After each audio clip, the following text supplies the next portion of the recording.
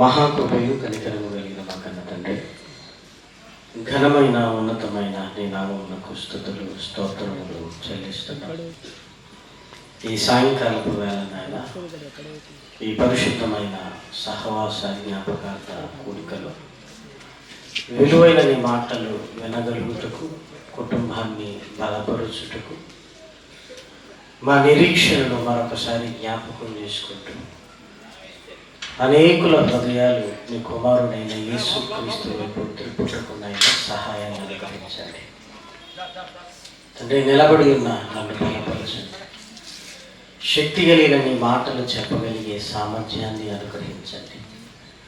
వెనుచున్న నీ పిల్లలకు మేలు కలిగినట్లు, మీ పిల్లలను నిరీక్షణలో నాయన నిన్ను హత్తుకుని బ్రతుకున్నట్లుగా ఉన్నతమైన నీ మాటల జీవాన్ని మా హృదయంలో నింపుకొని మిమ్మల్ని కోరుకుంటూ బ్రతిమలాడుతూ ప్రాధేయపడుతూ క్రీస్తు నామం నీ ప్రార్థన అడిగి వేడుకొంచున్నాము తండ్రి.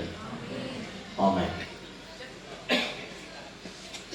ప్రేమను దేవుని వారలారా, దేవుని మహాకృపను బట్టి, ఆయన ఉన్నతమైన ప్రేమను బట్టి పరలోకమందున్న కన్న తండ్రిని స్తుతిస్తూ క్రీస్తు పేర కృతజ్ఞతాస్తుతులు చెల్లించుచున్నాను. వేదికను అలంకరించిన దైవ దాసులకు, కుటుంబ సభ్యులకు, దేవుని పిల్లలైన మీ అందరికీ కూడా క్రీస్తు పేర శుభములు వందనములు తెలియజేసుకుంటూ, మానవ జీవితంలో మనకు ఊహ తెలిసినప్పటి నుంచి కళ్ళ ముందు ఎన్నో మరణించటం మనం చూస్తూ, ఈ మరణం అనేది మనకు కూడా ఉంది అని మనం గ్రహిస్తాం. ఎందుకంటే పుట్టినవన్నీ ఏదో ఒక రోజు లోకాన్ని విడిచిపెట్టడం చిన్ననాటి నుంచే మనం చేస్తుంటాం.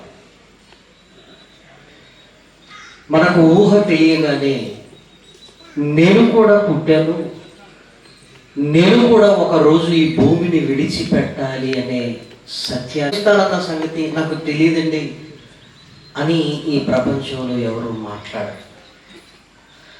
మరణం ఈరోజు రావద్దని కోరుకుంటారేమో కానీ నాకు మరణం ఉందన్న సంగతి నాకు తెలియదండి అని మాట్లాడేవారు ఎవరు లేరు. ప్రేమల వల్ల ఈ మరణం ఎలాంటిది అంటే, పుట్టినప్పటి నుంచి మనిషి ఒక సంఘజీవిగా తనకంటూ ఒక కుటుంబాన్ని, తనకంటూ ఒక సంఘాన్ని, తనకంటూ కొంతమంది స్నేహితులను, తనకంటూ ఆత్మీయులతో ఈ బంధాలతో పెనవేసుకొని తనకంటూ ఒక కుటుంబాన్ని కలిగి ఏదో ఒకరోజు లేరు అన్న మాట నిజంగా మనం జీర్ణించుకోలేని స్థితిలోనికి వెళ్ళిపోతాము. ఇక లేరా, ఇక రారా, అయ్యో ఇలా ఎందుకు జరిగింది, ఆ కుటుంబ పరిస్థితి ఏంటి, ఎవడు ఒక వ్యక్తి ఈ లోకాన్ని విడిచిపెట్టాడు అనగానే ఎన్నో ప్రశ్నలు మన హృదయంలో మెదులుతూ ఉంటాయి. అసలు ఎందుకు జరుగుతుంది, అసలు మరణం తర్వాత ఏముంది, ఎన్నో ప్రశ్నలు మన మెదడును తొలిచేస్తుంటాయి. దుఃఖ సాగరంలో ఉంటున్న ఆ కుటుంబాన్ని చూస్తూ అసలు ఈ కుటుంబం కోలుకుంటుందా, అయ్యో అసలు ఏమిటి అని ఆ వార్తను విన్న మననే ఒక గందరగోళపు పరిస్థితులలోనికి మనం వెళ్తుంటాం. ఇలాంటి పరిస్థితి ప్రతి కుటుంబములో జరుగుతుంది. ఇలాంటి పరిస్థితిని మనం ఎరుగుతూ మన కుటుంబాలలో ఎవరు ఈ చేతులు రోజు భోజనానికి మన పనులకు ఉపయోగించుకోవటమే కాదు, మనకు ఊహ తెలిసినప్పటి నుంచి ఎంతో మందిని పాతి పెట్టి మట్టి వేసి మోసిన చేతులు ఇవి కదా. ఎన్నో కార్యక్రమాలకు వెళ్ళి ఎన్నో కార్యక్రమాలలో సమాధి కార్యక్రమాలను చూసి ఇదిగో ఈ చేతులతో మట్టి వేసి అనేక మందిని సాగనంపిన వారమే కదా మనం. నిజంగా ఎందుకు జరుగుతుంది ఇలా? మనిషి అర్థాంతరంగా ఈ లోకాన్ని విడిచిపెట్టి ఎక్కడికి వెళ్ళిపోతున్నాడు, ఏమైపోతున్నాడు, ఇవన్నీ చాలా జాగ్రత్తగా ఆలోచించవలసిన విషయాలు ఇప్పుడు మనం మాట్లాడాలి. కాబట్టి రాము గారు ఈ లోకాన్ని విడిచిపెట్టారు అనగానే ఏమంటే ఆ కుటుంబ పరిస్థితి అది. కానీ దేవుడు లేఖనాలలో సంవత్సరం తర్వాత ఈ కూడికను ఎందుకు పెడుతున్నాము అంటే, సంవత్సరం క్రిందట వాళ్ళ పరిస్థితి ఏమాత్రం ఆశాజనకంగా లేదు. హాస్పిటల్లో రాము గారు ఉన్నప్పుడు అప్పుడప్పుడు తమ్ముడు సిట్టుతో ఫోన్ చేస్తూ ఎలా ఉంది తమ్ముడు పరిస్థితి అంటే, అన్న అలానే ఉంది,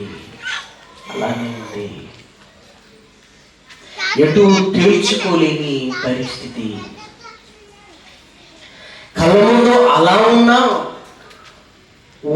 అన్న ఆ భావన వారిలో ఉంది. ఇక లేరు అనగానే నిజంగా గుండె చెదిరిన స్థితిలోనికి వెళ్ళిన కుటుంబాన్ని ఇదిగో దేవుడు మరలా ఏం చేస్తున్నాడంటే బాగు చేసి మరలా మన కళ్ళ ముందు నిలబెట్టాడు అనడానికి ఇది సాక్ష్యం. ప్రేమ అట్లా లేఖనాలలో రాయబడినట్టు యోబు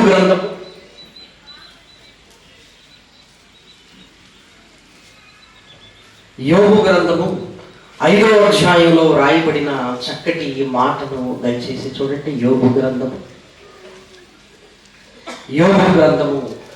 5వ అధ్యాయంలో రాయబడిన ఒక చక్కటి ఈ మాటను మనం అందరము చూడగలిగితే, పరిశుద్ధ లేఖనములలో రాయబడిన ఒక చక్కటి ఈ మాట మనకు కనబడుతుంది. ప్రేమ దేవుని పిల్లలారా, 18వ వచనం, ఆయన గాయపరిచి గాయములు కట్టును, ఆయన గాయము చేయును,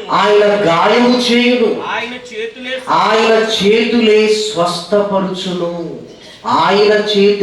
స్వస్థపరుచును.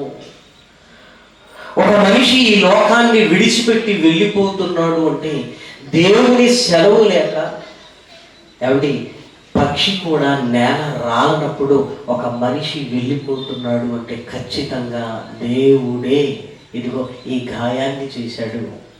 అంతేకాదు ఈ సంవత్సరముగా ఆయన చేతులే కుటుంబాన్ని ఏం చేస్తున్నాయి, స్వస్థపరుస్తున్నాయి. ఆ గాయాన్ని నెమ్మదిగా మానుకుతున్నాడు. వల్ల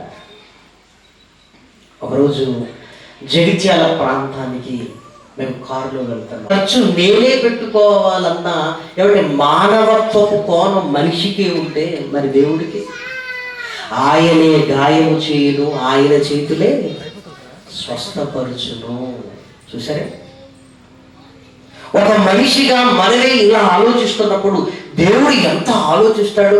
నా వల్లే ఈ కుటుంబం దుఃఖంలోనికి వెళ్ళింది, మరలా నా చేతులే వారి కన్నీటిని తుడిచి వారిని నిలవబెట్టి ఇదిగో మరలా ఆనందాన్ని, సంతోషాన్ని వారి కుటుంబానికి ఇవ్వాలి అని దేవుడు ఈ సంవత్సర కాలముగా ఏమంటే వచ్చి వెళ్ళిపోయారు మనుషులు, కానీ దేవుడు వారి కన్నీటిని తుడుస్తూనే ఉంటూ వారిని ఆదరించి బలపరుస్తున్నాడు.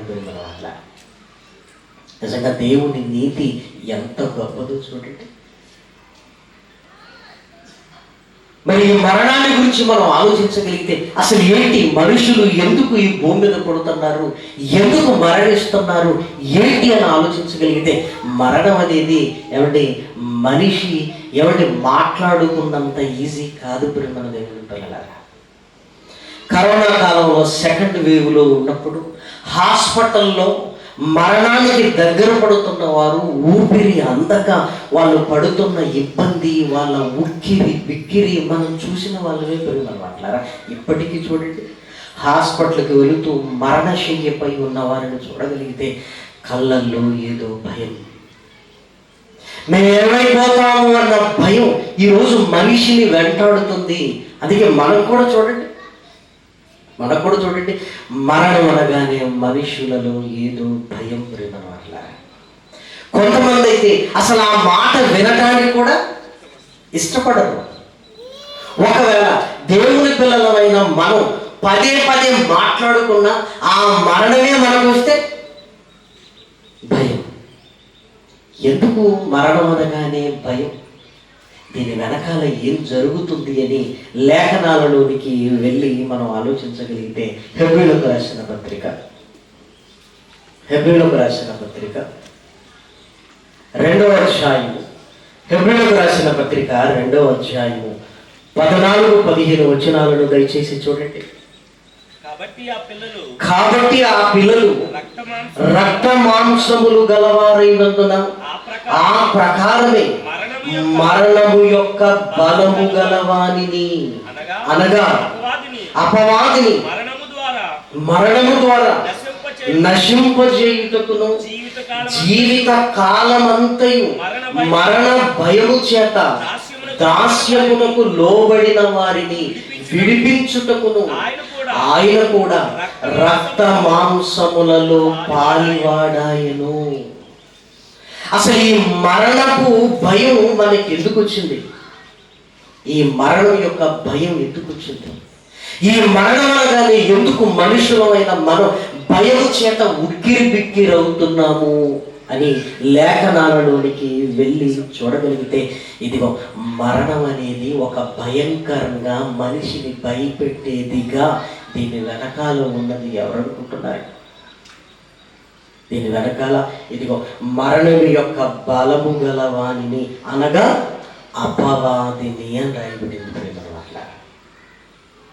అపవాదిని అంటే మరణం అనగానే మనిషిని భయములోనికి నెట్టేశాడు. ప్రియమైన దేవుని పిల్లలారా, అందుకే చూడండి, డాక్టర్లు మన గురించి మాట్లాడుతున్నప్పుడు భయపడుతుంటాం. ప్రియమైన వాళ్ళారా, ఎందుకు ఆ భయం? ఏమవుతుందో, నేనేమైపోతానో, నాకేదో జరుగుతుంది, భయం ఉక్కిరి బిక్కిరి అవుతుంటాం. ప్రియమైన వాళ్ళారా, ఏమంటే లోకానికి దేవుడు మనల్ని పంపించాడు, నరులారా తిరిగి రమ్మన్నాడు. వెళ్ళాలన్న సంగతి తెలుసు, ఎక్కడికి వెళ్ళాలన్న సంగతి తెలిసిన మరణం అనగానే ఎందుకు భయములోనికి దుష్టుడు మనల్ని తీసుకుని వెళ్ళాడు అని జాగ్రత్తగా ఆలోచించగలిగితే, ఈ భయము మనలోనికి రావటానికి దుష్టుడు ఏం చేశాడో లేఖనాలలోనికి వెళ్ళి ఆలోచించగలిగితే, ఏమంటే ఈ మరణ భయము మనలోనికి రావటానికి ప్రియమైన వారలారా, రోమీలకు రాసిన పత్రికలో వ్రాయబడిన ఒక చక్కటి మాటను దయచేసి చూడండి. రోమీలకు రాసిన పత్రిక 5వ అధ్యాయం, రోమీలకు రాసిన పత్రిక 5వ అధ్యాయము 12వ వచనం.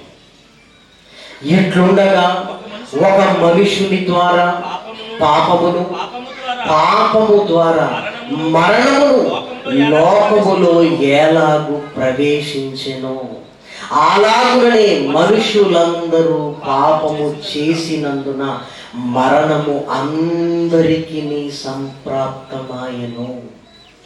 మరణ భయాన్ని మనలోనికి ఎందుకు తీసుకుని వచ్చాడంటే, అసలు మనిషికి మరణం ఎందుకు వచ్చింది అంటే, మనిషి మరణములోనికి వెళ్ళడానికి కారణం మనుషులు చేసిన పాపం.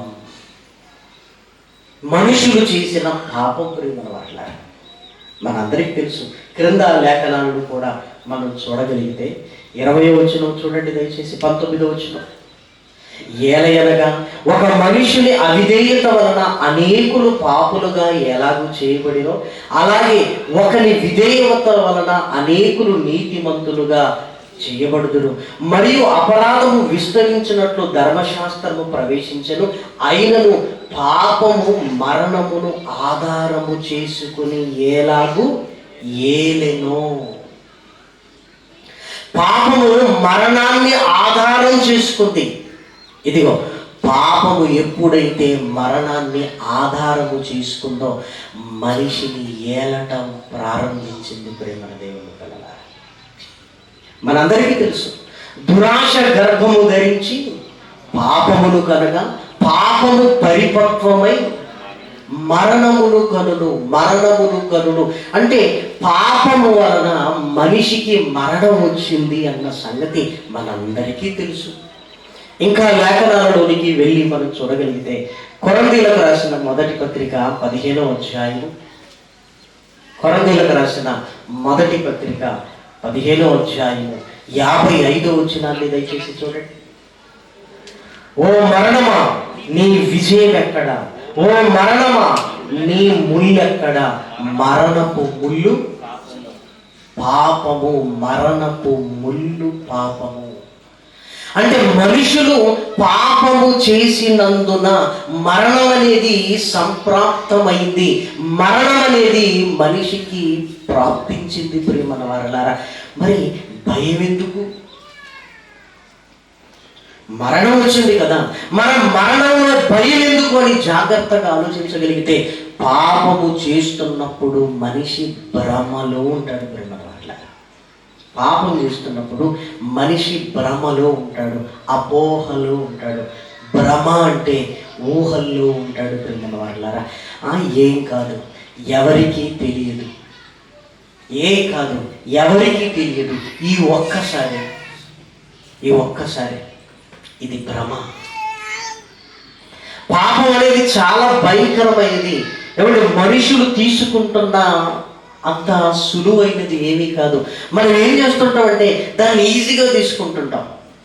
ఎవరికి తెలియదులే, ఏం కాదులే, అందరూ చేయట్లేదా, నేను ఒక్కడే చేస్తున్నానా, వీళ్ళు మంచోళ్ళ, వాళ్ళు మంచోళ్ళ. చూసారా, ఒక భ్రమలోనికి మనల్ని తీసుకుని వెళుతుంది. మన దేవుని పిల్లలారా, హెబ్రీయులకు రాసిన పత్రికలో వ్రాయబడిన ఆ మాటలు దయచేసి చూడండి. 3వ అధ్యాయం, హెబ్రీయులకు రాసిన పత్రిక 3వ అధ్యాయము 13-14 వచనములను దయచేసి చూడండి. నేడు మీరు ఆయన శబ్దము వినిన ఎడల కోపము పుట్టించినప్పటి వలె మీ హృదయములను కఠినపరుచుకొనకూడని ఆయన చెప్పెను గనుక, పాపము వలన కలుగు భ్రమ చేత మీలో ఎవడును కఠినపరచబడకుండునట్లు నేడు అను సమయం ఉండగానే ప్రతి దినము ఒకరికొకడు బుద్ధి చెప్పుకొనుడి. అంటే పాపము మనకు భ్రమలోనికి తీసుకుని వెళుతుంది. ఏం కాదు, ఎవరికీ తెలియదు, అసలు నువ్వు చేసేది తప్పే కాదు. బోలెడన్ని నేరాలు ఘోరాలు సమాజంలో జరుగుతున్నాయి. వాటన్నిటితో పోలిస్తే నువ్వు చేసేది ఏముంది? చూసారు, ఎంత కొంచెము నిప్పు ఎంత విస్తారమైన అడవిని తగలబెట్టును అన్నట్లుగా ఏమంటే పాపము మన జీవితాన్ని తగలబెట్టేది. కానీ మనకు అలా అనిపించదు, ఎందుకంటే భ్రమలోనికి మనల్ని తీసుకుని వెళుతుంది కనుక. ఈ భ్రమ ఎప్పుడైతే తొలగిపోతుందో దేవుని వాక్యం వింటున్నప్పుడు మరణం ధైర్యాన్ని ఇస్తాడు. చచ్చిపోతున్నప్పుడు ఏం కలుగజేస్తాడు? భయాన్ని కలుగజేస్తాడు. ఇదిగో నీ జీవితం ఏమైపోతుందో, తప్పు చేయించేది వాడే. ఇదిగో ఆ భ్రమ తొలగగానే మరల మరణ భయాన్ని కలిగించేది కూడా వాడే. ప్రేమ దేవుని పిల్లలారా, అందుకే చూడండి, ఏదైనా ప్రమాదం జరగగానే ఎందుకో భయం వచ్చేస్తుంది వాడికి. అమ్మో, నేను చచ్చిపోతే నా పరిస్థితి ఏంటి? పాపం చేసినప్పుడు భయం రాదు. ఎప్పుడైతే మరణాన్ని జ్ఞాపకం చేసుకుంటామో ఏమొస్తుంది మనకి? వెంటనే భయం. ఎప్పుడైతే జ్ఞాపకానికి వచ్చినప్పుడు ఇన్ని చేసిన నన్ను దేవుడు ఏం చేస్తాడు అన్న భయం స్టార్ట్ అవుతుంది. డాక్టర్లు బీపీ తగ్గట్లేదండి, షుగర్ కంట్రోల్ అవ్వట్లేదు అంటుంటారు. మనం ఆశ్చర్యపోతుంటాం, ఏమీ తినట్లేదు. మరి బీపీ షుగర్ ఎందుకు పెరుగుతుందో మనకు అర్థం కాదు. ఎందుకంటే వాళ్ళు ఆలోచనలో ఉన్నారు. ఆ ఆలోచన ఏంటి తెలుసా? మరి ఎన్ని పాపాలు చేసిన దేవుడు నన్ను ఏం చేస్తాడు అన్న భయం. ఆ భయం ఎప్పుడైతే స్టార్ట్ అవుతుందో ఎన్ని మందులు వేసినా బీపీ కంట్రోల్ కాదు, ఎన్ని మందులు వేసినా షుగర్ కంట్రోల్కి రాదు. అదేమో అందరితో చెప్పుకోలేరు. ప్రేమల దేవుని పిల్లలారా, అందరితో చెప్పుకోలేరు. పోనీ దేవునితో చెప్పుకుందామంటే ధైర్యం సరిపోదు. ఇంతకాలం నా కొరకు బతికిన నేను ఇప్పుడు మంచం మీదకి వచ్చి దేవంటే ఆయన వెంటాడా? మరణం తర్వాత నా జీవితం ఏమైపోతుందని ఆ భయముతో కుమిలిపోతుంటారు. ఎన్ని మందులు వేసినా శరీరము స్పందించదు. ప్రేమల దేవుని పిల్లలారా, చూసారా, పాపము చేస్తున్నప్పుడు భ్రమలో పెట్టాడు, పాపం వల్ల మరణం వచ్చినప్పుడు ఇదిగో భయాన్ని కలిగిస్తున్నాడు, వాడు భయాన్ని కలిగిస్తున్నాడు. అందుకే చూడండి, ఈరోజు మరణానికి భయపడని వారు ఎవరు లేరు అనగానే ఎందుకు మనం భయపడుతున్నామంటే ఏం జరుగుతుందో. అందుకే మనుషులు ఇదిగో నా ఆస్తి అంతా అవసరమైతే పెట్టేస్తాను, నన్ను బతికించండి అని ఈరోజు అడుగుతున్నారు. ఎందుకు? ఆ తర్వాత ఏం జరుగుతుందో ఈ భయాన్ని నేను తట్టుకోలేకపోతున్నాను అనుకుని మన దేవుని పిల్లగా ఏమంటే నా జీవితంలో యేసుక్రీస్తును నేను ఎందుకు అంగీకరించాలని 100 ప్రశ్నలు వేసేవారు అయినా సరే ఏమండి బెడ్ మీదకి వెళ్ళగానే ఏమంటారో తెలుసా? అలవోకగా ప్రార్థన చేయండి అంటారు. చూసారా, నా కోసం ప్రార్థన చేయండి. ఎందుకు? లోపల భయం మనిషిని వెంటాడుతున్నది. ప్రేమల దేవుని పిల్లలారా, ఏమంటే పాపం భయాన్ని కలిగించేది. ఆ భయమే మరణ భయం. ఆ భయానికి మూలం అపవాది. ప్రేమల దేవుని పిల్లలారా, చూసారా, ప్రతి మనిషి దీని కొరకు ఉక్కిరి బిక్కిరవుతుంటాడు. ప్రేమల వరలారు ఉక్కిరి బిక్కిరవుతుంటాడు. ఏమంటే శాశ్వత ప్రేమ టీవీ కార్యక్రమాలు ముగించిన తర్వాత కాల్స్ వస్తుంటాయి. ఎక్కువ మంది కాల్స్ ఎవరు చేస్తారో తెలుసా? హాస్పిటల్లో, వృద్ధాప్యంలో ఉన్నారు, సెల్ ఫోన్లలో చూస్తూ వాళ్ళు మాట్లాడుతుంటారు, అయ్యా మా కుటుంబ సభ్యులకు మేము చెప్పుకోలేని పరిస్థితి, ఇదిగో ఇప్పుడే వాక్యం విన్నాము, ఇదిగో మీకు చెప్తున్నాము అని స్టార్ట్ చేస్తారు. ప్రేమల దేవుని పిల్లలారా, ఎందుకంటే భయం మరణ భయం. ప్రేమల దేవుని పిల్లలారా, ఎలా ప్రతి మనిషి జీవితకాలం అంతా ఈ భయంతోనే ఉంటున్నాడు. ఇదిగో ఇది తింటే ఏమవుతుందో, అక్కడికి వెళితే ఏం ప్రమాదం జరుగుతుందో, ఇదిగో ఈ రోగం వస్తే నా పరిస్థితి ఏంటో, ఆ రోగం వస్తే నా పరిస్థితి ఏంటో. చూసా, జీవిత కాలం అంతయు మనిషి మరణాన్ని తలుచుకోవటం, ఇదిగో ఈ తిండి వల్ల, ఈ వాతావరణం వల్ల, ఈ పరిస్థితుల వల్ల ఏదో జరుగుతుంది, నాకేదో అయిపోతుందన్న ఆ భయం ఈరోజు మనిషిని వెంటాడుతూనే ఉంది. ప్రేమల వారలారా, వెంటాడుతూనే ఉంది. కొత్త రోగాలట, అమ్మో ఏం తినాలి అసలు, భయం. చూసారా, జీవితకాలం అంతయు ఆ మరణ భయం చేత మనిషి ఉక్కిరి బిక్కిరవుతున్నాడు. ప్రేమల దేవుని పిల్లలారా, ఇదిగో ఈ మరణపు భయాన్ని దేవుడు తొలగించాలని నిర్ణయించుకున్నాడు. ప్రేమల వారలారా, ఈ భయం ఎందుకంటే మరణం తర్వాత ఏం జరుగుతుందో తెలియదు కనుక భయం. ఒకవేళ తెలిస్తే భయం ఎందుకు? విజయవాడలో ఒక ఆవిడకి కణితి కలిగింది. సుమారు ఆ కణితిని తొలగించడానికి ముందు బయాప్సీ కొరకు పూణే ల్యాబ్కు పంపించారు. అది రావటానికి 10 రోజులు పడుతున్నాం అన్నారు. ఆ 10 రోజులు కుటుంబం మరణపు భయాన్ని దేవుడు తొలగించాలి అనుకుంటున్నాడు. ఎలా అంటే అసలు మరణం తర్వాత ఏం జరగబోతుందో తెలియకనే నా పిల్లలు ఉక్కిరి బిక్కిరవుతున్నారు. అసలు మరణం తర్వాత ఏం జరుగుతుందో నా పిల్లలకు విషదపరిస్తే దాని గురించి భయపడవలసిన అవసరత లేదు. నా పిల్లలు దాని గురించి భయపడవలసిన అవసరత లేదని, ఇదిగో పిల్లలు భయపడినప్పుడు అక్కడ ఏమీ లేదని చెయ్యి పట్టుకొని బయటికి తీసుకొచ్చి చూడరా ఏమీ లేదు అని మన పిల్లలకి ఎలా మనం ధైర్యాన్ని చెబుతామో, దేవుడు కూడా ఈ మరణ భయాన్ని తొలగించడానికి ప్రేమల వారలారా ఆయన పూనుకున్నాడు. ప్రేమల వారలారా, అదే పౌలు గారు అర్థం చేసుకొని ఇదిగో ఆయన పునరుత్థాన బలము నేను ఎరుగుదును అంటున్నాడు. చూడండి, ఫిలిప్పీలకు రాసిన పత్రిక 3వ అధ్యాయం, ఫిలిప్పీలకు రాసిన పత్రిక 3వ అధ్యాయం 10-11 వచనాలు దయచేసి చూడండి. ఏ విధము చేతనైనను మృతులలో నుండి నాకు పునరుత్థానము కలుగవలెనని ఆయన మరణ విషయములో సమాన అనుభవము గలవాడనై ఆయన పునరుత్థాన బలమును ఎరుగు నిమిత్తము ఆయన శ్రమలలో పాలివాడనగుట ఎట్టిదో ఎరుగు నిమిత్తమును సమస్తమును నష్టపరుచుకుని వాటిని పెంటతో సమానముగా ఎంచుకొనుచున్నాను. పౌలు గారు ఫిలిప్పీలకు రాస్తూ ఇదిగో ఆయన పునరుత్థాన బలమును నేను ఎరగాలి. పునరుత్థానం అనగానే యేసుక్రీస్తు మరలా తిరిగి లేచి తనకు కనబడిన వైనాన్ని జ్ఞాపకం చేసుకుంటున్నాడు. పౌలు గారు యథావిధిగా దమస్కు ప్రాంతానికి వెళుతున్నాడు సైన్యముతో. ఎందుకంటే ఎవరినో కలిసి రావటానికి కాదు, క్రైస్తవులను అక్కడ పట్టి బంధించి యెరూషలేముకు తీసుకుని రావడానికి సైన్యంతో వెళుతున్నాడు. సైన్యంతో వెళ్ళినప్పుడు గుర్రం నుంచి కింద పడ్డాడు. ప్రభువా నువ్వు ఎవడివి అంటే, నీవు హింసించుచున్న యేసును అన్నాడు. పౌలు గారి ఆలోచనలో ఏం తిరుగుతుందో తెలుసా? ఈ యేసు సిలువలో చంపబడ్డాడు కదా, ఈ యేసు చనిపోయాడు కదా. ఒకవేళ చనిపోయింది నిజమైతే ఇప్పుడు నాతో మాట్లాడుతున్నది ఎవరు?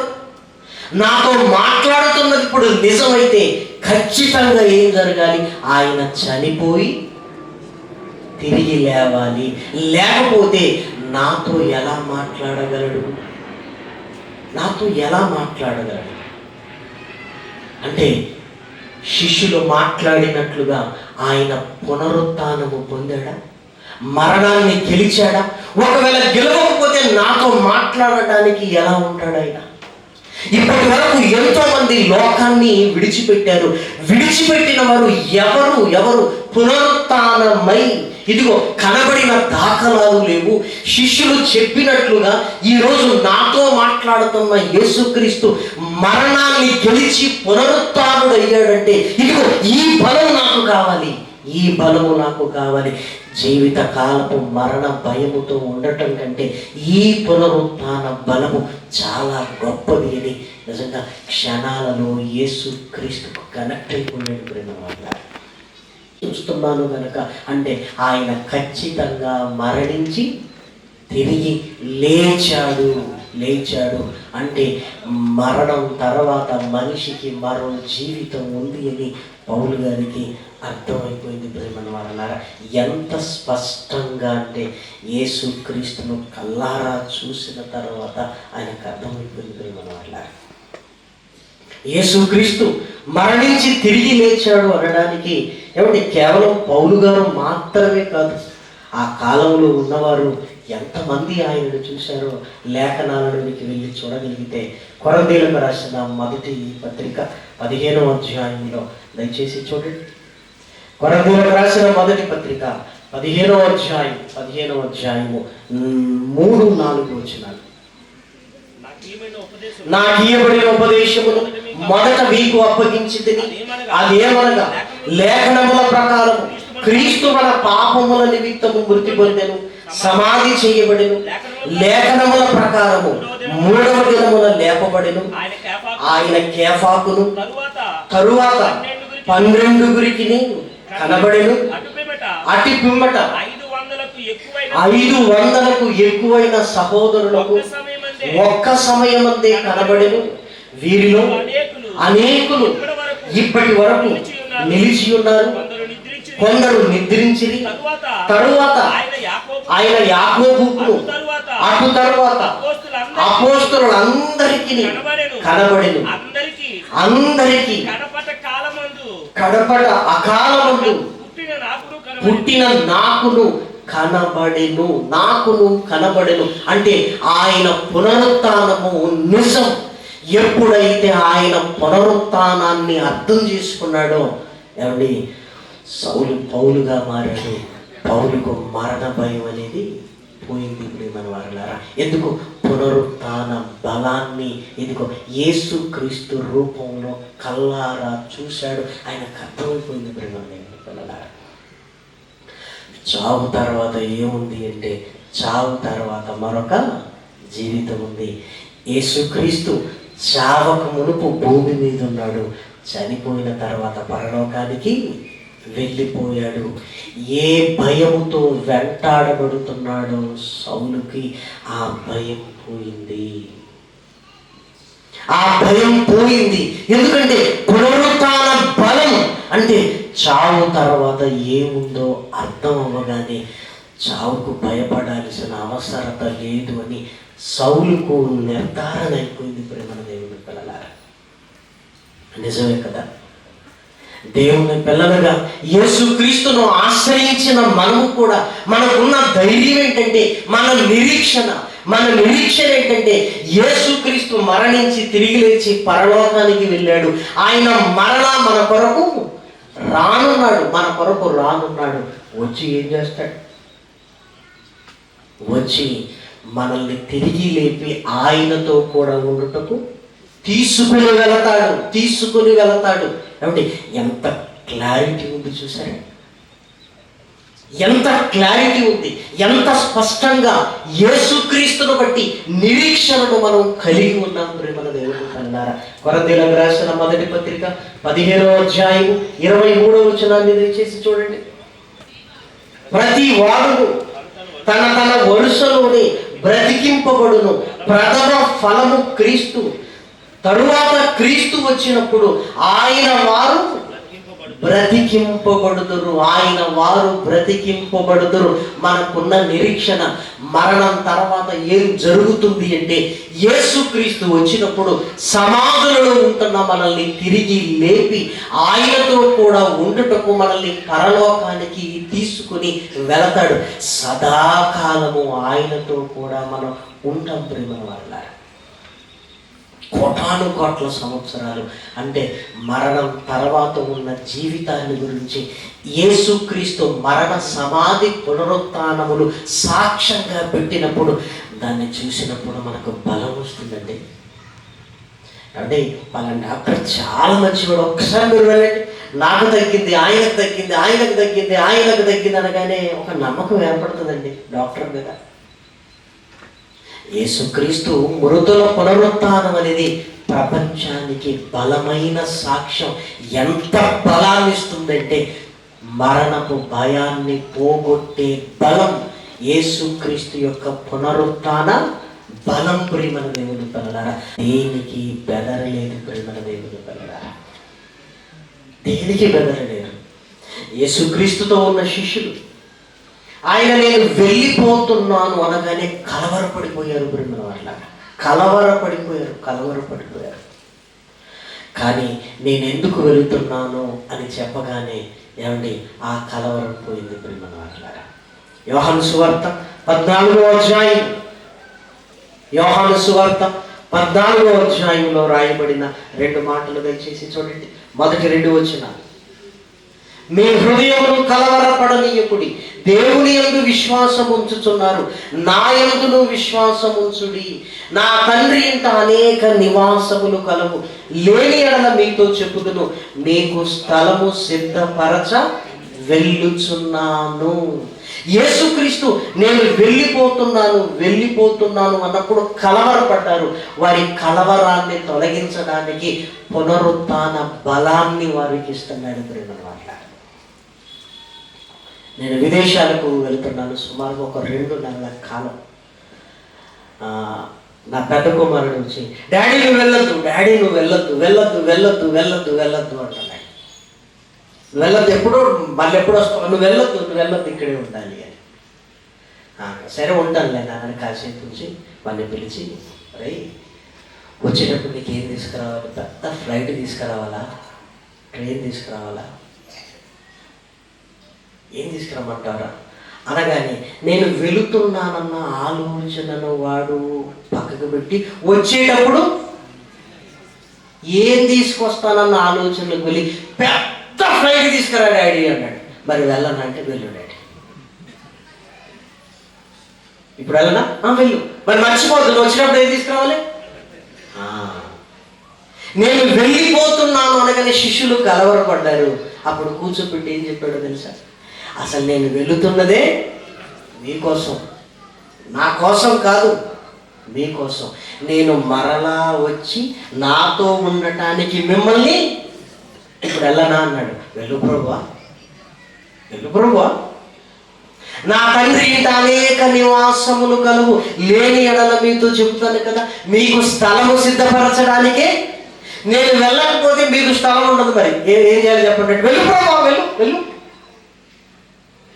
అంటే వాళ్ళకి ఏ బలాన్ని ఇస్తున్నాడంటే, మరలా నేను వస్తాను, వచ్చిన తర్వాత మిమ్మల్ని తిరిగి లేపుతాను, లేపిన తర్వాత నాతో ఉండుటకు మిమ్మల్ని తీసుకొని పోదాం. అంటే ఏ బలాన్ని వారిలో నింపుతున్నాడు అంటే, పునరుత్థానపు బలం.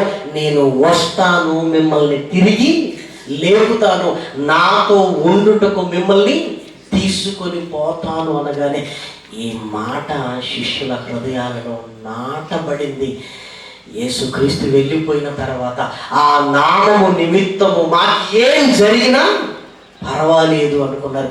ఎంత ధైర్యం అక్కడి నుంచి వచ్చిందంటే, మీరు చంపుతారా, మేము తిరిగి వేస్తాం, మా యేసు మా కొరకు వస్తాడు, మమ్మల్ని తీసుకొని వెళతాడు అన్న ఆ పునరుత్థాన బలం ఏమండి శిష్యులను ఎంత ధైర్యంగా సమాజం ముందు నిలబెట్టింది ప్రేమల దేవుని పిల్లలారా. అపోస్తలుల కార్యములు, దయచేసి లేఖనాలను చూడండి. అపోస్తలుల కార్యములలో వ్రాయబడిన చక్కటి మాట ప్రేమల వారలారా.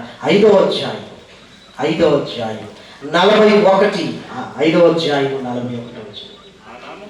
ఆ నామము కొరకు అవమానము పొందుటకు పాత్రులమని ఎంచబడినందున వారు సంతోషించుచు మహాసభ ఎదుట నుండి వెళ్ళిపోయి, మహాసభ నుంచి వెళ్ళిపోయి ప్రతి దినము దేవాలయములోను ఇంటింట మానక బోధించుచు యేసే క్రీస్తుని ప్రకటించుచుండిరి.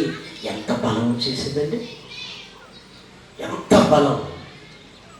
ఏం కాదు మనకి. ఎందుకు వీళ్ళు చంపుతారా? యేసుక్రీస్తు మరలా మనల్ని తిరిగి లేపుతాడు, ఆయనతో ఉండుటకు మనల్ని తీసుకొని వెళతాడు, ఆయన తీసుకుని వెళతాడు. ఒక ఆయన కొత్త కారు కొనుక్కున్నాడండి, చాలా కొత్తది. ఆ కొత్త కారు కనుక నాకు డ్రైవింగ్ వచ్చు అని వచ్చిన వాళ్ళందరికీ మరి చూపించాలనుకున్నాడు.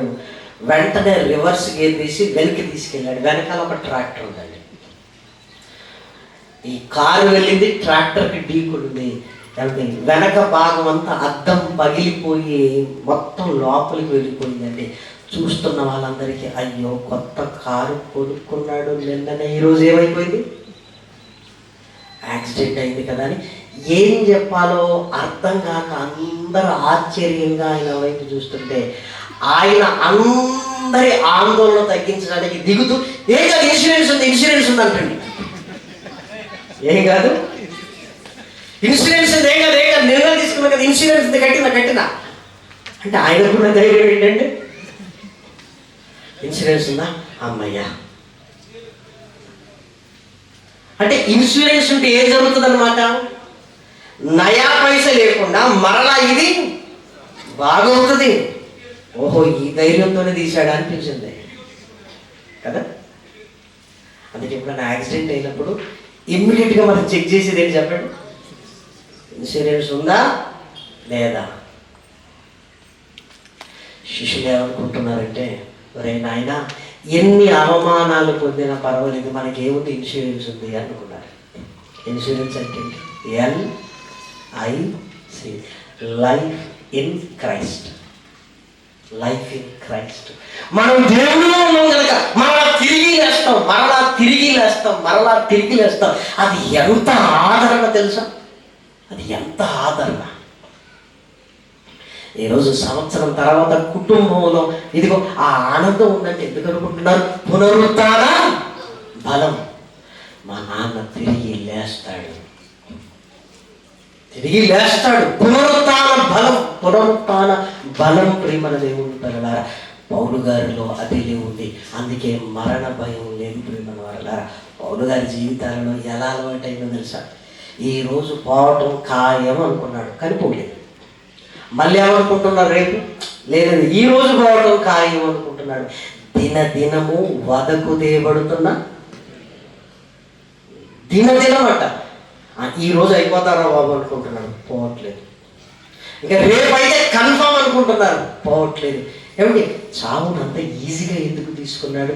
యేసుక్రీస్తును చూసిన తర్వాత పునరుత్థాన బలమును ఎరిగాడు. హైదరాబాద్లో ఒక పెద్ద ఆయన ఉన్నాడు. వాళ్ళ కొడుకు తీసుకొని వచ్చి నాన్నగారికి బైపాస్ సర్జరీ చేయాలి, 3 హోల్స్ బ్లాక్ అయిపోయాయి, ఒక్కటంతంత మాత్రాన మేము వెంటనే అన్ని ఏర్పాట్లు చేసి లోపలికి పంపించాం. ఈయన లోపలికి వెళ్ళగానే బీపీ పెరుగుతుంది, మళ్ళీ బయటకు తీసుకొస్తున్నారు. ఇంత బీపీ ఉంటే మేము ఆపరేషన్ చేయలేమంటున్నారు. ఎందుకంటే ఆల్రెడీ 3 బ్లాక్స్ ఉన్నాయి, వెంటనే చేయాల్సిన ఆపరేషన్ ఇప్పటికీ ఇంచుమించు 2 సార్లు వాయిదా పడింది. వచ్చారా నాన్నగారికి? వచ్చారు అన్నారు. చేరేసి కూర్చోబెట్టి, నిజం చెప్పండి, లోపలికి వెళ్ళినప్పుడు ఏం ఆలోచిస్తున్నారు, నిజం చెప్పండి మీరు అన్నారు. అప్పుడు నమ్మనిగా మాట్లాడుతాం, భయం అవుతుందయ్యా నాకు. ఎందుకు? చచ్చిపోతానేమో భయం అవుతుందయ్యా. అక్కడికి వెళ్ళగానే ఆ భయం, ఆ ఇంజక్షన్లు, డాక్టర్లు, ఆ స్థితి చూడగానే భయం, వెంటనే బీపీ పెరుగుతుంది. బాప్తిసం తీసుకున్నారు కదా అడిగారు. ఎప్పుడోనయ్యా నా పెళ్ళికి ఇచ్చారు, నాకు ఊహ తెలియదు అప్పుడు అన్నారు. వాక్యం చెప్పి మరలా సువార్తను చెప్పి బాప్తిసం తీసుకోండి, ఎందుకంటే మీరు సరైన విధంగా తీసుకోలేదు, ఎందుకంటే మీకే తెలియనప్పుడు ఎవరో ఇచ్చినటువంటి అసలు. బాప్తిసం తీసుకున్నాడు. తీసుకున్న తర్వాత ధైర్యం వచ్చేసింది ఆయనకి. ఏమంటే ఆపరేషన్ గదిలోనికి వెళ్ళాడు. ఆపరేషన్ అంతా సక్సెస్ అయింది. మరలా 6 నెలల తర్వాత దేవాలయానికి వచ్చాడు. ఆయన్ని పిలిచి, నిజం చెప్పండి, ఇప్పుడు ఏమనుకున్నారు మొన్న తీసుకెళ్ళేటప్పుడు? ఆపరేషన్ అయిపోయింది కదా. నవ్వుతూ ఉంటాడు. పోతే ఆయన దగ్గరికే పోతానని పోయాను బాబు అన్నాడు. పోతే ఆయన దగ్గరికే పోతాను. పునరుత్థాన బలం. డాక్టర్లు ఈయనే కదా బీపీతో 2 సార్లు ఈయన వెలికి పంపి ఈయనే అనుకుంటున్నారు. ఈయన మాత్రం హ్యాపీగా ఉన్నాడు. ఏమనుకున్నారంటే, పోతే ఆయన దగ్గరికి పోతాను, ఈ లోకంలో ఏముంది. ధైర్యం వచ్చేసిందంటే చూసారా? ఈ ధైర్యం ఎక్కడికి వచ్చిందంటే బాప్తిసం తీసుకున్నాడు. బాప్తిసం అనగానే యేసుక్రీస్తు మరణ సమాధి పునరుత్థానముల సాదృశ్యము. అంటే ఇప్పుడు నాకు ఏదైనా జరిగినా ఇదిగో ఒక నిరీక్షణతో నేను వెళ్ళిపోతున్నాను, నేను ఆయన దగ్గరికి వెళ్తాను, నన్ను లేపుతాడన్న బలం ప్రేమల దేవుడు పిల్లలారా, ఇదే సమాజానికి కావాలి. అపవాది మరణ భయములోనికి మనిషిని తీసుకుని వెళ్తున్నాడు ప్రేమల వాళ్ళారా. ఆ మరణ భయం తొలగించేది యేసుక్రీస్తు మరణ సమాధి పునరుత్థానములు.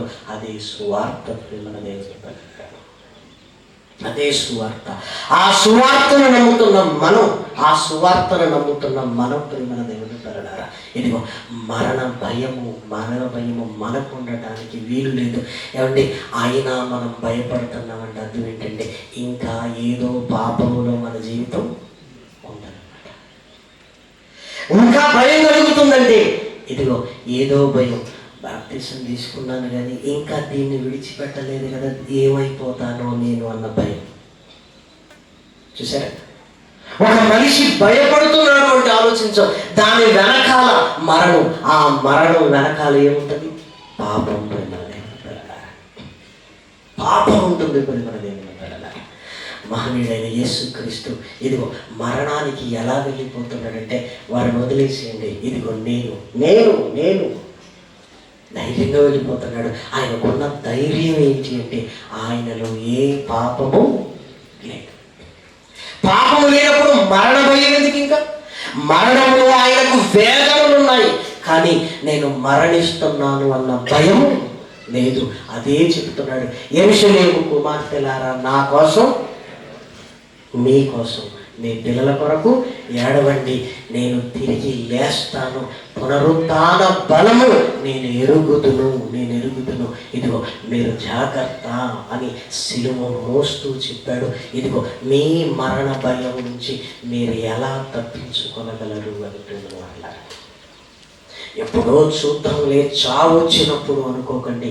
చావు అందరికీ అవకాశాన్ని ఇవ్వదు ప్రేమ దేవుని పిల్లలారా. ఏదో 4 రోజులు నేను హాస్పిటల్లో ఉంటాను, పలానా ఆయన ఉన్నాడు చూద్దాంలే అన్నట్టుగా లేదు. ఏమండి, ఇప్పుడు మరణాలన్నీ ఎలా ఉన్నాయంటే హాస్పిటల్ ఇంటి పక్కన ఉన్నా తీసుకొని వెళ్ళే లోపల క్షణాలలో డాక్టర్లు ఏమంటున్నారంటే ఏదో ఆర్గాన్స్ ఫెయిల్యూర్ అంటున్నారు. ఏదో ఒకటి కాదు, లోపల ఉన్న ఆర్గాన్స్ అన్నీ ఒక్కసారి ఫెయిల్యూర్ అయిందంటే అవకాశం ఉంటుందో లేదు ప్రేమల దేవుని పిల్లలారా. అందుకే ఇదిగో ఆ పాపములో ఉంటున్న మన జీవితం మరణంలోనికి తీసుకుని వెళుతుంది. ఆ మరణం నీకు భయాన్ని కలిగిస్తుంది. ఆ భయాన్ని తొలగించడానికి మహనీయుడైన యేసుక్రీస్తు రక్త మాంసములలో ఆయన పాలివాడయ్యాడు. తన పవిత్రమైన రక్తాన్నిచ్చి మనల్ని పాపము నుంచి విమోచించి మనకొక నిరీక్షణనిచ్చాడు, ఒక బలాన్ని ఇచ్చాడు.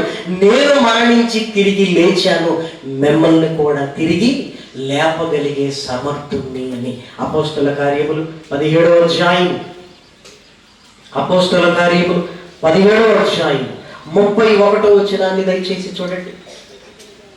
అపోస్తల కార్యములు 17వ అధ్యాయము 31వ వచనం. ఎందుకనగా తాను నియమించిన మనుషుని చేత నీతిని అనుసరించి భూలోకమునకు తీర్పు తీర్చబోయేడి ఒక దినమును నిర్ణయించి ఉన్నాడు. మృతులలో నుండి ఆయనను లేపినందున దీన్ని నమ్ముటకు అందరికీ ఆధారము కలుగజేసెను. మరణానికి ఆధారము పాపమైతే పునరుత్థానానికి ఆధారం ఎవరు? యేసుక్రీస్తు ప్రేమల దేవుని పిల్లలారా. అందుకే ఆ పునరుత్థాన బలము నీకు నాకు అర్థమైతే మరణపు భయం ఎప్పటికీ ఉండదు ప్రేమల దేవుని పిల్లలారా. లేదు, భయపడుతున్నామంటే మనం సరి చేసుకోవలసినవి మన జీవితంలో ఉన్నవి ప్రేమల దేవుని పిల్లలారా, ఉన్నవి ప్రేమల దేవుని పిల్లలారా. యేసుక్రీస్తు వచ్చినప్పుడు ఆయన వారందరూ లేస్తారు.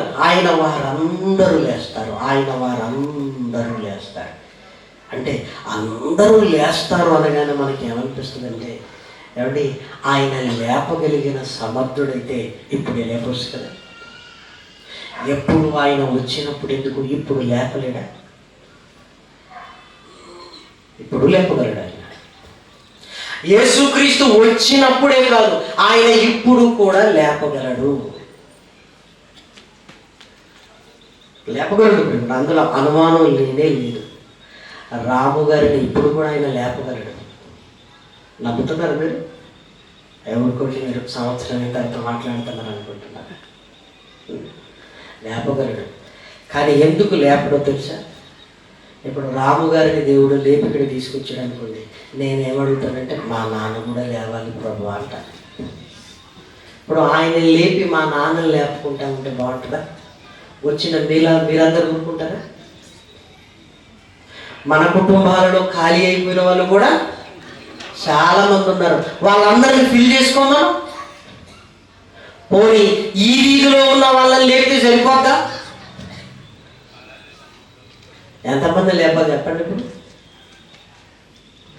విశాఖపట్నంలో ఉన్న వాళ్ళని లేపితే అనకాపల్లి వాళ్ళు అడుగుతారు, అనకాపల్లి వాళ్ళని లేపితే తుని వాళ్ళు అడుగుతారు, తుని వాళ్ళు లేపితే సామర్లకోట వాళ్ళు అడుగుతారు, సామర్లకోట వాళ్ళు లేపితే రాజమండ్రి వాళ్ళు అవుతారు, వాళ్ళని లేపితే విజయవాడ వాళ్ళు అవుతారు. కొని భారతదేశాన్ని లేపాడు అనుకోండి, పక్క దేశం వాళ్ళు ఊరుకుంటారా?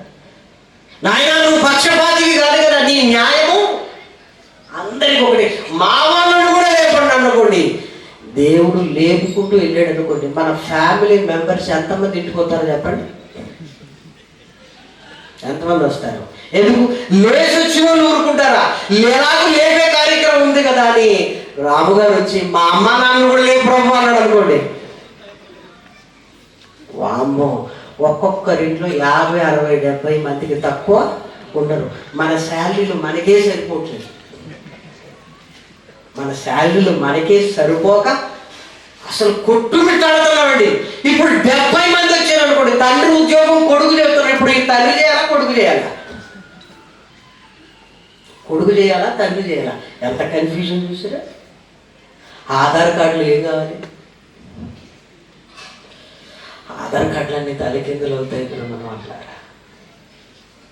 ఏమంటే భార్య చచ్చిపోయిందని ఇంకొక వివాహం చేసుకున్నాడు అనుకోండి, ఆమె బతికొచ్చింది అనుకోండి, ప్రాబ్లం ఏంటంటే తేవా నాయన బతికించవచ్చు కదని అంత సింపుల్గా అడిగితే ఎంత గొడవ ఉందో చూసారా. ఒక్క మాటలో చెప్పాలంటే బతికున్న వాళ్ళకంటే చనిపోయిన వాళ్ళే ఎక్కువ మంది. ఇప్పుడే ఇంచుమించు 750 కోట్ల జనాభా వాళ్ళు బతికిన వాళ్ళు వస్తే, ఇందులో వీరప్పను మళ్ళీ లేస్తే, వైఎస్ రాజశేఖర రెడ్డి లేస్తే, ఎన్టీ రామారావు లేస్తే, లాడను కూడా లేచాడు మళ్ళీ దుబాయ్ పట్టుకున్నాడు అనుకోండి, పరిస్థితి ఏంటి? లేపమందామా వద్దందామా?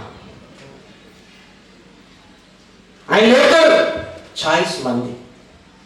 నాయన లేపితే అందరినీ లేపుతాడు నాయన, అందరినీ. నేను న్యాయవంతుని, మీకు లేపి వాళ్ళకి లేపకుండా మాత్రం నేను ఉండలేను. చెప్పండి, లేపమంటారు వద్దంటారంటే ప్రభు ఏదో తేడాగా కనపడుతుంది. చూసారు, మనమే వద్దు అన్న దూరంలోనికి వెళ్తున్నాం. ఏదో బాధలో లేస్తే బాగుంది అనుకుంటాం, కాస్త ఆలోచిస్తే వద్దు మనమే వెళ్ళిపోదాం అనిపిస్తుంది. వాళ్ళు లేవటం కంటే ఎందుకంటే ప్రపంచ జనాభాను ఆలోచించండి. వాళ్ళు చనిపోయారు కనుక కొన్ని కేసులు అమ్మయ్య కోర్టు వాళ్ళు కాల్చిపడేశారు. ఇప్పుడు వాళ్ళు బతికొస్తే మళ్ళీ కోర్టులు కేసులన్నీ ఏం చేయాలి? వాడు చచ్చాడు బాబు, ఈ కేసు అవతల పడేయండి అన్నాడు, వాడు బతికొచ్చేటటువంటి ఇప్పుడు ఏం చేయాలి? మళ్ళీ కేసు అన్ని ఓపెన్ చేయాలి. ఏదో బతికొస్తే బాగుండు అని మానవ జ్ఞానంతో అన్నాం కానీ ఏమంటే ప్రపంచమే తలకిందులైపోతుంది. మరి మనం అట్లా ప్రపంచమే తలకిందులైపోద్ది, అందులో అనుమానం ఏమీ లేదు.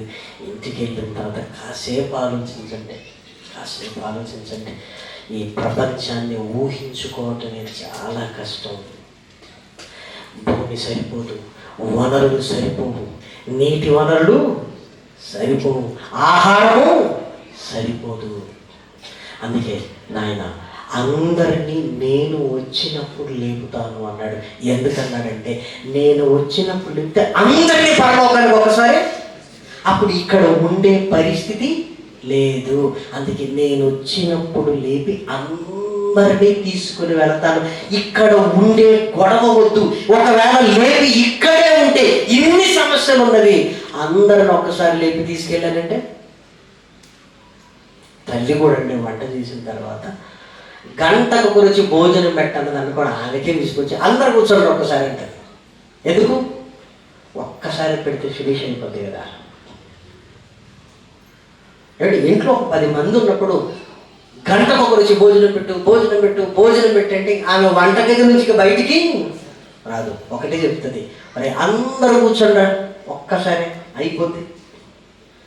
భోజనాలు పెట్టడానికి తల్లి ఇంత ఆలోచించినప్పుడు తిరిగి లేపి మనల్ని తీసుకుని వెళ్ళాలి అంటే దేవుడు ఎంత ఆలోచిస్తున్నాడంటే ఈ భూమి మీద ఉంచటం అసాధ్యం, తిరిగి లేపితే. కాబట్టి అందరినీ ఒకేసారి లేపుతాను, అందరినీ ఒకేసారి తీసుకుని వెళతాను. కాబట్టి పరలోకంలో మనం అందరం ఉన్నాం అనుకున్న ప్రాబ్లం ఏమీ లేదు. ఎందుకంటే పరలోకం చాలా పెద్దది. అక్కడ ఆహారము, ఈ సౌకర్యాలు అవసరత లేదు.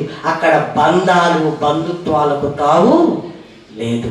అందుకే అందరినీ ఒకేసారి తీసుకుని వెళతాడని ఆయనను లేపి ఇదిగో మనకు కళ్ళ ముందు పెడుతున్నాడు. మనం కూడా లేపుతామని నిరీక్షణను కలిగిస్తున్నాడు. అంటే మన దేవుడి పిల్లల, దేవుడు చెయ్యలేదంటూ ఏమీ లేదు. కానీ కొన్ని ఎందుకు చేయట్లేదంటే ఆయన చెయ్యలేక కాదు, చేస్తే నీ పరిస్థితి, నా పరిస్థితి, ఈ భూమండలపు పరిస్థితి తలకిందులైపోతుంది కనుకనే ఆయన చేయట్లేదు. అందరికీ క్షేమంగా ఒకేసారి నేను తీసుకుని వెళతాను అన్నాడు యేసుక్రీస్తు రెండవసారి ఈ భూమి మీదకి వచ్చినప్పుడు. కాబట్టి ఆ పునరుత్థాన బలాన్ని కలిగి ఈ భూమి మీద మనం బ్రతుకుతుండాలి. అప్పుడు మరణపు భయం మనకు ఉండదు. ప్రేమ వారలారా, మరణపు భయము నిన్ను నన్ను వెంటాడుతుందంటే వెనకాల ఏదో ఉన్నది. ప్రేమ వారలారా, ఏదో జరుగుతుంది.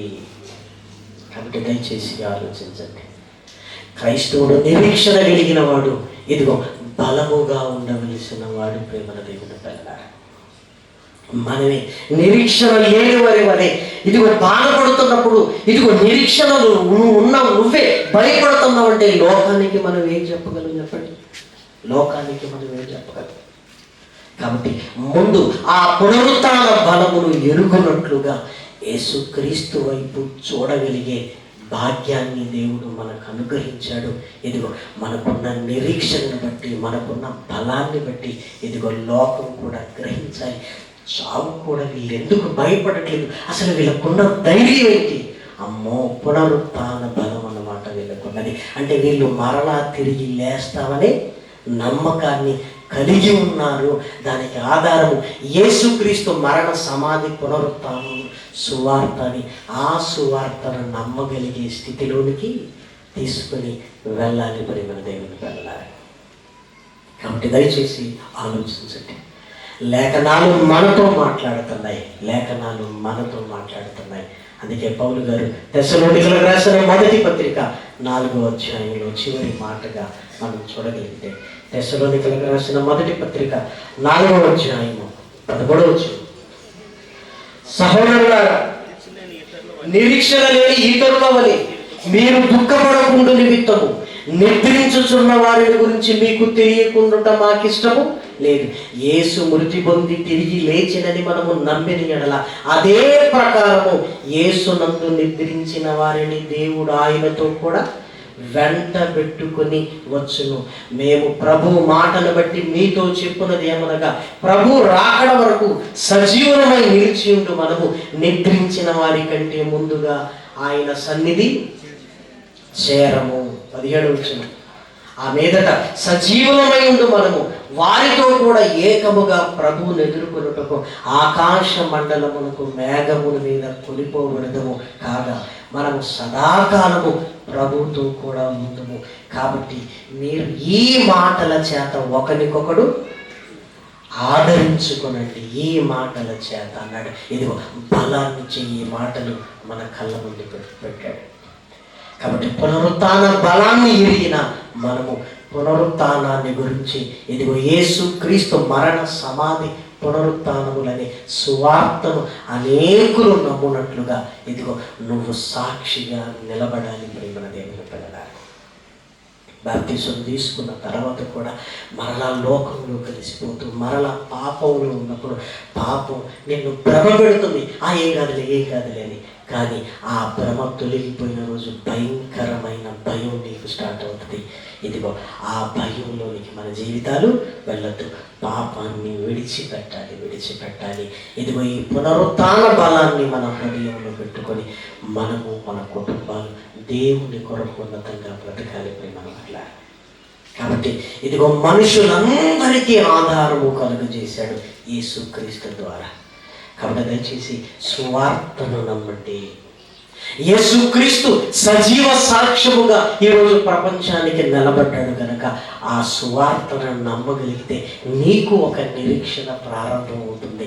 ఆ పునరుత్థాన బలాన్ని నువ్వు పొందగలవు, మరణాన్ని జయించగలవు అన్నమాట. కాబట్టి దయచేసి ఈ మాటలు మనల్ని బలపరచాలి, అనేకులు రక్షణ కొరకు ఆలోచించాలి అని హృదయపూర్వకంగా కోరుతూ, ఇదిగో ఈ సంవత్సర కాలము దేవుడు బలపరిచాడు. తన దాసుడు నిద్రించినప్పటికీ, మనుషులుగా మాట్లాడి మనం వెళ్ళిపోయినా దేవుడు తండ్రిగా, యజమానుడుగా కుటుంబంలో ఉండి బలపరుస్తున్నాడు. ఈ సంవత్సరమే కాదు, ఇదిగో ఆయన గాయము చేశాడు కనుక గాయము మానిపోయే బాధ్యత ఆయనే తీసుకున్నాడు. ఇదిగో ఈ 2వ సంవత్సరము కూడా ఆయన నీతో కూడా ఉన్నాడు. ఆయన నీతో కూడా ఉన్నాడు. తండ్రిగా, యజమానుడుగా ఆయన మీతో ఉన్నాడు. ఈ సంవత్సరం ఉన్న దేవుడు ఇదిగో ఎన్ని సంవత్సరాలైనా మిమ్మల్ని విడవక ఎడబాయక ఇదిగో ఆయనే తండ్రిగా, అధిపతిగా, యజమానుడుగా మీ కుటుంబానికి ఉన్నాడు అని కష్టం రాగానే మనుషుల వైపు కాదు, ఆకాశం వైపు ఉన్న ఆయన వైపు చూడగలిగితే క్షణాలలో ఇదిగో ఆయన నేనున్నానన్న ధైర్యాన్ని ఇస్తాడు ప్రేమ వల్ల. అందుకే బైబిల్ కూడా ఏం చెప్పిందో తెలుసా? తండ్రి లేని వారి జోలికి మీరు వెళ్ళకండి అని చెప్పింది ప్రేమ. అట్లా ఎందుకు చెప్పండి? వారికి నేను తండ్రిని. విధవరాల జోలికి వెళ్ళద్దు. ఇదిగో వారి తరపున వ్యాజ్యవాడు వాడిని నేను. లేఖనాలలో చూస్తే తండ్రి లేని వారి విషయంలో, విధవరాల విషయంలో జోక్యం చేసుకున్న వారు అస్సలు వర్తిల్లరు ప్రేమ వాళ్ళ. మీకు ఎవరైనా ఆ విధవరాల విషయంలో వీళ్ళు ఇలా చేశారని మీకు కనెక్ట్ అయిన వాళ్ళు చూడండి, ఎప్పటికీ వర్తిల్లరు. ఎందుకు? వారి పక్షాన వాదించేవారెవరు? దేవుడు ప్రేమ వాళ్ళ. చూసారు? వారికి తండ్రి లేరని మీరు అనుకుంటున్నారు. ఇదిగో వాళ్ళ తండ్రిని పిలిచింది నేనే. ఇదిగో వాళ్ళకు తండ్రిగా ఉంటాను. ఇదిగో ఆ భర్తను కోల్పోవడానికి కారణం నేనే, ఆ యజమానుడిగా నేను ఉంటాను. మీరు వాళ్ళతో కాదు, ఎవరితో వాదించేవారు అవుతారు? నాతో. అమ్మో, వాళ్ళ జోలికి వెళ్ళి బతికి కట్టగలిగి క్షేమంగా ఉండేవారు ఎవరు లేరు. కీర్తన గ్రంథంలో రాయబడిన మాటలు సూటిగా చదవగలిగితే వారి పక్షాన దేవుడు ఉంటాడు. వాళ్ళకు మనం భయపడాలి ప్రేమను వారలారా. అందుకే నిజమైన భక్తికి నిదర్శనం ఏమన్నాడు? దిక్కులేని పిల్లలకు, విధవరాళ్లకు, వారి ఇబ్బందుల్లో ఉన్నప్పుడు నా వల్ల వాళ్ళు కష్టపడుతున్నారు, వాళ్ళని తీసింది నేనే, నా పిల్లలుగా మీరు ఏం చేయాలంటే నా పక్షాన వాళ్ళకి ఏం చేయాలి? మీరు పరామర్శించాలని ఇదిగో ఆ బాధ్యతను నీకు నాకు కూడా చెప్పాడు. అందుకే విధవరాల విషయంలో, దిక్కులేని తల్లి విషయంలో, తల్లిదండ్రులు కోల్పోయిన వారి విషయంలో ఆ కన్సర్న్ ఎప్పుడు మనకు ఉండాలి ప్రేమన వారలా. అలా నువ్వు నేను ఉండగలిగితే అదే భక్తి అన్నాడు. దేవా, ఇదిగో ఈ కుటుంబంలో కష్టం కలిగింది కదా, నేను అండగా ఉంటాను, నేను వాళ్ళకు పరామర్శిస్తాను, నేను వాళ్ళకు అండగా ఉంటానంటే అదే నిజమైన భక్తి అన్నాడు. చూడండి, కాబట్టి దేవుడు ఉండగా మనమందరం వారికి తోడుగా ఉందా? ఇంకా తండ్రి లేని వారు, విధవరాలుగా, తల్లి లేని వారుగా వారు ఎందుకు ఉండాలి? మీరు ఆలోచించండి. దేవుని పిల్లలుగా మనం ఉన్నాం, సాక్షాత్తు దేవుడే వాళ్ళు వెనకాల ఉన్నాడు. ఇంకేంటి మీరు మన వారిలాగా? కాబట్టి మనము కూడా ఇదిగో మన మీద పెట్టిన బాధ్యతను గుర్తిరిగి భక్తి కలిగి ముందుకు వెళ్ళాలి అని దేవుని ప్రేమను బట్టి మిమ్మల్ని అందరినీ కోరుకుంటూ నన్ను నేను హెచ్చరించుకుంటూ ఈ సంవత్సరం అంతా ఇంకా అనేక సంవత్సరాలు దేవుడు మన శుద్ధి కుటుంబాన్ని ఆదరించి బలపరుస్తాడు. ఆ కుటుంబ సభ్యులందరికీ తండ్రిగా, యజమానుడుగా ఆయన ఉండి ప్రతి బాష్ప బిందువును తుడిచి మరలా సంతోష సమాధానంలోనికి తీసుకుని వెళతాడు అని ఆయన ప్రేమను బట్టి వారిని ధైర్యపరుస్తూ మన బాధ్యతను ఒక్కసారి జ్ఞాపకం చేసుకుంటూ ఈ మాటలు నేను ముగిస్తున్నాను. ప్రార్థన చేసుకున్నాను. మహాకృపయు కనికరము కలిగిన మా కన్న తండ్రి, ఘనమైన ఉన్నతమైన నీ నామమునకు స్తుతులు స్తోత్రములు చెల్లిస్తున్నా. విలువైన నీ మాటలు విన్నావు నాయన. మరణ భయాన్ని నాయన తొలగించడానికి పునరుత్థాన బలాన్ని నాయన మాకు అనుగ్రహించారు. చచ్చిపోతామన్న భయం కంటే నాయన తిరిగి లేస్తామన్న ఆలోచన కలగానే మరణం చిన్నదైపోతుంది నాయన. తన ఎట్టి పరిస్థితులలో తప్పించుకోలేని మరణానికి భయపడటం కంటే నాయన నీ కుమారుడైన యేసుక్రీస్తు ద్వారా మాకున్న నిరీక్షణను బట్టి ధైర్యముగా నాయన తండ్రి నేను సేవించగలిగే భాగ్యాన్ని అనుగ్రహించండి. అనేక హృదయ రహస్యాలు బయలుపడినట్లుగా నాయన పాపాన్ని విడిచిపెట్టి నాయన నీ కుమారుడైన యేసుక్రీస్తును చూచున్నట్లుగా నాయన సహాయాన్ని అనుగ్రహించండి.